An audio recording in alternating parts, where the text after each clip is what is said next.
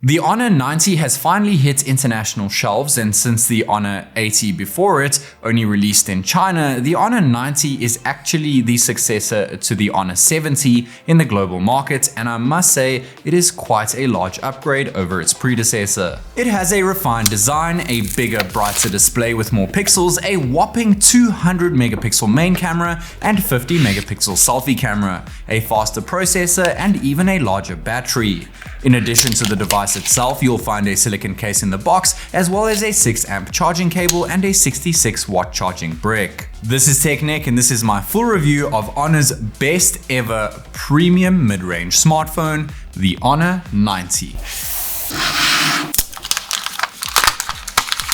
Since the phone just got announced in the global market, I'm not quite sure of the global price at the time of making this video. It will no doubt be similarly priced to its predecessor and slightly more expensive than its Chinese price, so be sure to check the comment section as I'll pop the price there as soon as it's announced. The Honor 90 keeps its design aesthetic identical to its predecessor, but it now looks more refined. It's now more premium and more elegant than ever before. It sticks to its dual ring camera design inspired by high-end jewelry, but the camera rings are now more oval, which is inspired by the dynamic beauty of moon phases. Other than the camera module, the Honor 90 boasts a front-rear symmetrical quad-curve design, which not only makes it comfortable to hold, but gives it a flagship-like appeal. Its curved sides are made of plastic, but match the color scheme of the backplate. And speaking of color, I have the emerald green version, which has a matte-like finished smooth frosty texture. It also comes in midnight black, which boasts a glossy finish,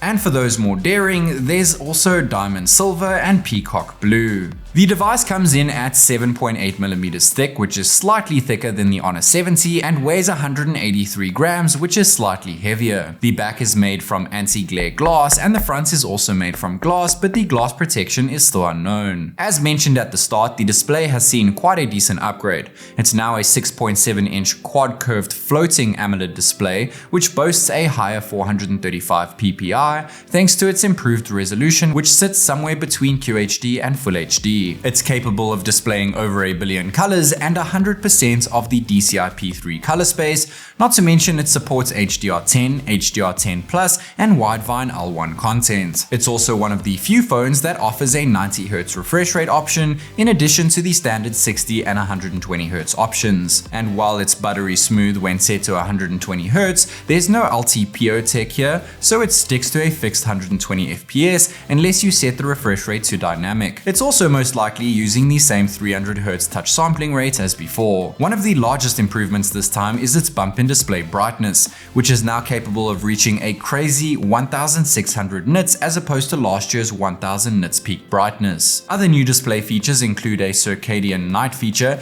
which auto-adjusts color tones, dynamic dimming, which adjusts brightness based on your current external lighting conditions, and most importantly, brings PWM dimming all the way up to an insane 3840 Hz as opposed to last year's 1920 Hz, which aids in minimizing eye strain and display ghosting. When it comes to software, the Honor 90 makes use of MagicOS 7.1 skinned over Android 13 and is arguably my favorite Android software skin. It's classy, fluid, easy to use, and since it fully supports Google services in the global market, we are treated to Google Discover on the left of the home screen, Google Assistant, which can be used with an inward swipe gesture, and of course we also have full access to the Play Store. Other than Google, the software experience is in line with other 2023 flagship softwares in terms of features such as large folders, a clean app drawer and notification panel, as well as plenty of customization options, not to mention it has Honor Connect, which connects multiple devices together and allows collaboration across those devices. And to keep your phone running is a slightly larger 5000 mAh battery as opposed to last year's 4800 mAh cell, and now has a built-in AI power saving technology to maximize efficiency and optimize battery performance. But just like the Honor 70 and Honor 80 before it, the Honor 90 sticks to the same 66 watt wired charging, which can reach 45% battery in in just 15 minutes, and just like its predecessors, it still lacks wireless charging, which isn't exactly expected in a phone at this price range anyway. And to keep things running while charging, playing games, or running demanding apps is a huge vapor chamber cooling system, which is now 147% larger than the one seen in the Honor 80. And this no doubt keeps its new chipset at bay, that being the 4nm run Snapdragon 7 Gen 1 Accelerated Edition CPU, which has a higher 2.52 GHz main core clock speed over the vanilla Snapdragon 7 Gen 1's 2.4 GHz clock speed. So it's no surprise to see improved benchmark scores. It also has up to 12 gigs of LPDDR4X RAM, which can be further increased by an additional 7 gigs thanks to RAM Turbo, and 512 gigs of UFS 2.1 storage. Not to mention, it also has an Adreno 644 integrated GPU, and when paired up with Honor's self-developed GPU Turbo X technology, leads to a very stable gaming experience.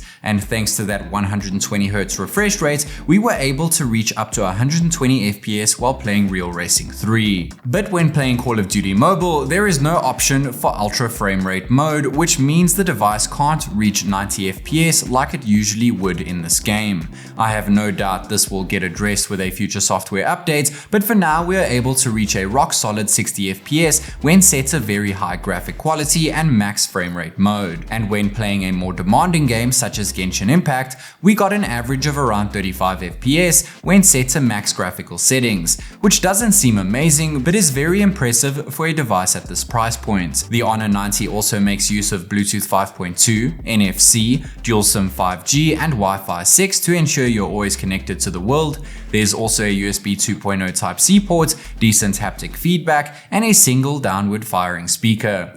There is unfortunately no dual speaker system here, but Honor have improved the single speaker this year, so let's go ahead and give it a listen. Let it ring.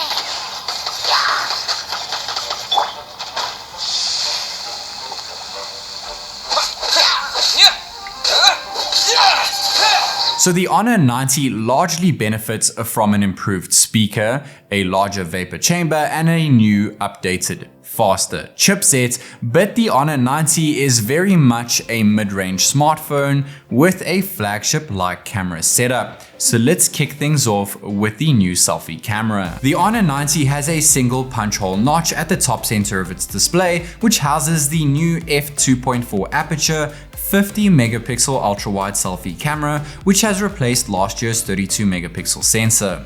This new sensor has a whopping 100-degree field of view thanks to its 18mm focal length, which can be used at native 50 megapixels and looks fantastic.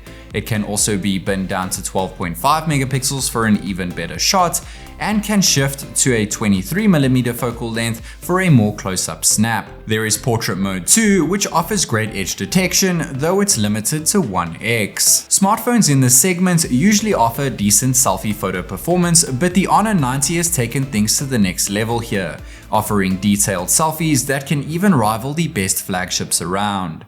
What's up guys, this is TechNick recording a 1080p 60fps selfie video on the brand new Honor 90, and yes, you can switch from 0.8x to 1x back to 0.8x. Unfortunately, there is no portrait video using the selfie cam, but there is silky smooth 60 fps when recording at 1080p. Not to mention, there is also an option for 4K selfie video on this budget friendly Honor 90, and yes, you can also switch between 0.8x and 1x back to 0.8x, but unfortunately there is no 60 fps option when recording at 4K with the selfie cam. It's extremely impressive to see crispy 4K selfie video here, and results come out decent at night too, but best taken when the flash is enabled if you do decide to shoot selfie videos at night. Taking selfie photos at night come out decent as well, but not quite as good as they did during the day. However, results come out very detailed when the flash is enabled in portrait mode. There are very few flagship Android phones out there that can actually capture selfie video at 4K.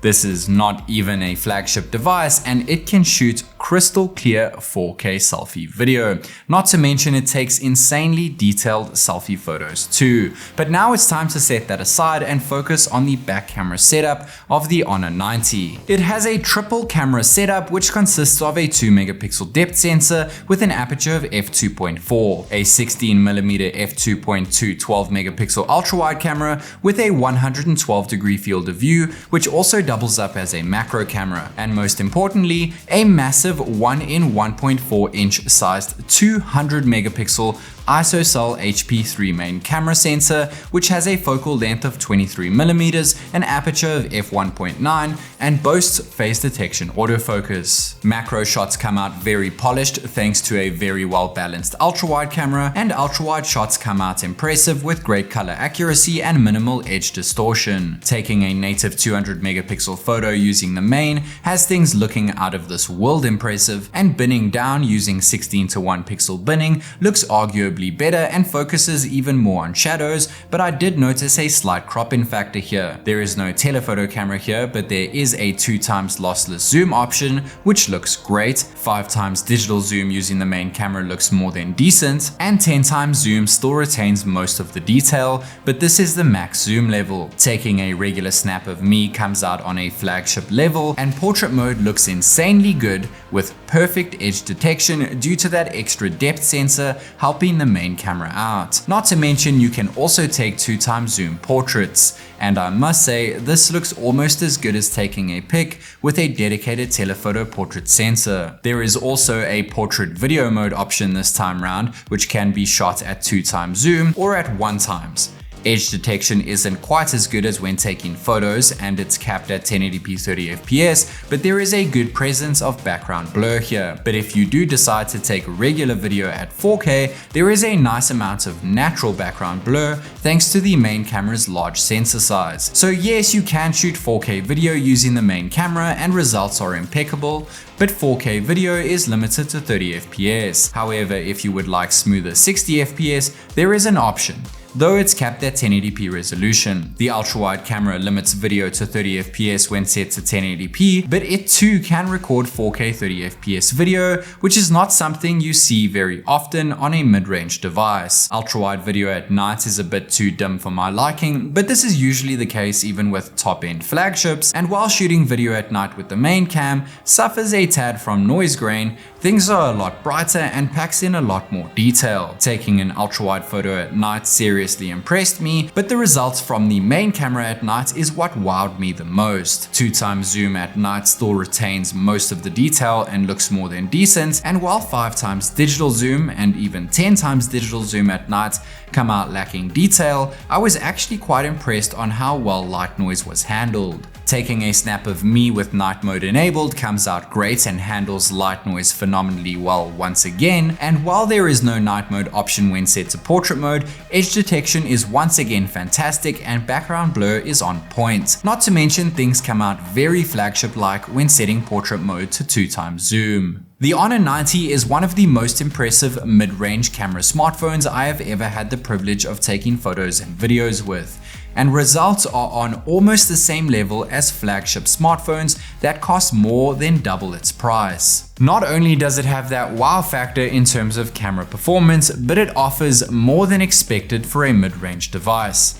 I mean, look at it. The Honor 90 just screams premium. Let me know your thoughts of the Honor 90 in the comment section down below. This is TechNick, and I'll catch you in the next one.